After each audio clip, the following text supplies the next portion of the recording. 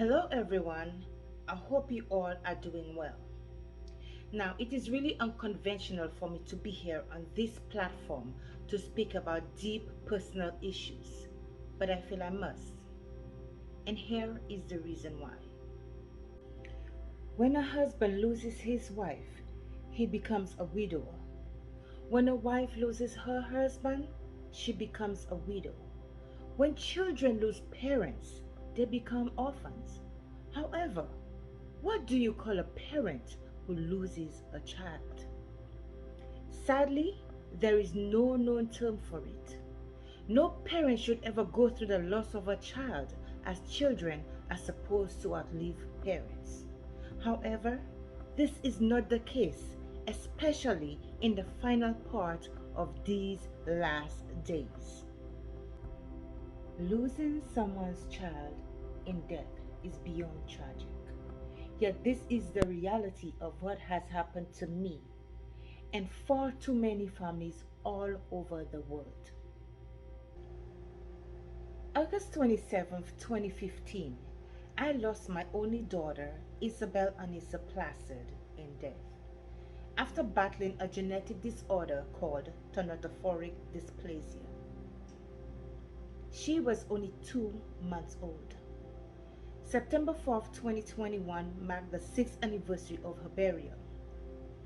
I had planned to speak out on that day. However, I had to quickly realize that even though 6 years had gone by since she passed away, my heart was hurting like it had just happened. So I had to hold off. It took me a few days, weeks, even months to mentally prepare myself to get to this point. So that is why I am here today, adamantly determined to speak about my experience, as I believe it will be helpful in assisting others in coping with their grief. You may ask yourself, what is grief? According to Wikipedia, grief is a response to loss, particularly the loss of someone or some living thing that has died, to which a bond or affection was formed. Although conventionally focused on the emotional response to loss, grief also has physical, cognitive, behavioral, social, cultural, spiritual, and philosophical dimensions. Usually, each year on her birthday, the anniversary of her death and burial, which is literally a couple of days apart, I would be in bed crying, not wanting to get up.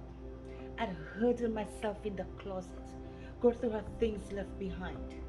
Probably I'd write her a poem, go through her things, her pictures, cry my heart out. I would cry the entire day and probably find a glass of wine or two or more, hard liquor, anything to numb the pain and the void that I was feeling inside. Lately, I've taken a different approach. I chose to make this video because after almost 7 long years of suffering, of heartaches, mental breakdowns, depression, anxieties, and so forth, I realized I could channel my grief into helping others. There are far too many of us who have lost a child, a parent, siblings, grandparents, spouses, cousins, aunties, best friends, a pet, someone dear to us in one way or the other, and we are silently suffering each day. We go through unbearable grief that no one sees. We are traumatized by that loss, while everyone in their own way is living their lives and coping the best way they know how. Individually, we carry our own misery each day due to that loss. When no one remembers anniversary of the death of our loved one, our child, we do. That day adversely affects us each year in so many ways. Sometimes weeks prior and the entire month, we feel sick and dejected out of sorts. This has been my reality all these years. that invisible enemy is with us wherever we go. We wake up but not wanting to face the day, nor see anyone or face the world outside. We relive it. We cry. We hurt. We grieve. We mourn. Our sorrow is deep. The wounds are reopened. We feel alone and miserable within ourselves. That grief we feel is a love that we want to give to our loved one but cannot. And that love has nowhere to go because it's for that person in particular. There is a void deep within us, and though many understand, we'll never know what it is like for each of us individually. That pain, that loss, the heartbreak over what we wanted for our loved ones, future plans, milestones like another birthday, graduations, weddings, family fun times, all are constant, silent reminders of the treasure that we lost. Just thinking about being in the presence and company of our beloved, the smiles, hugs, funny looks, silly jokes, fights, and even just the quiet moments, just saying nothing at all.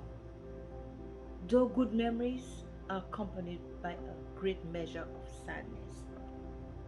The loss of a loved one can be very agonizing, rock you to the core. You can lose all sense of who you are in an instant. The agony, the mental and emotional anguish one feels is indescribable. It's prolonged and cuts deep with every memory. We want the pain to stop, but it's there. It's triggered with every time we see something that reminds us of our loved ones. And I'm telling you, there are many. When my Izzy died, a part of me died that very moment. As she lay dying in my arms, I knew my life would forever be changed. The insurmountable pain I felt in my heart was nothing I'd ever felt before. It was my worst nightmare. Only it was real, and I was living it at that moment. As I clung to the lifeless body of my baby girl, for a moment, my heart stopped. Every part of me became dead. I did not want to let her go, and honestly, I didn't want to live my life without her. I wanted to die with her. We had a bond so strong, and we were best of friends and understood each other in our own ways. I did not want to live my life without my daughter. I was heartbroken, but I knew I had two other precious boys who I loved as much as I love her, and they needed me now more than ever. So I had to pull myself together for all that pain, although every bit of me was severely wounded.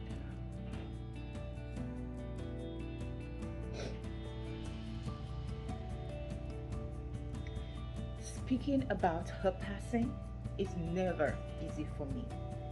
And as difficult as it is, I know that my experience will serve in helping you know that you are not alone in your grief. There are many forms of grief, and it comes about from different experiences, different things that has happened to us: divorce, abuse, violence, miscarriages, and so forth. No matter what you are grieving over, grief in itself can be very debilitating. Some of us lose our way, and others fight to cope with these feelings. According to a study article from the Mayo Clinic, and it reads, unfortunately, the most distressing form of grief is the death of a loved one. It went on to say, for some people, feelings of loss are debilitating and don't improve even after time passes. This is known as complicated grief. Sadly, that was one of my diagnoses. And as a single mother who has lost her child and seen more deaths in 6.5 years than I wanted to, I was dying slowly. Since my daughter's death in August 2015, I've had a death in my family every year, and sometimes months apart.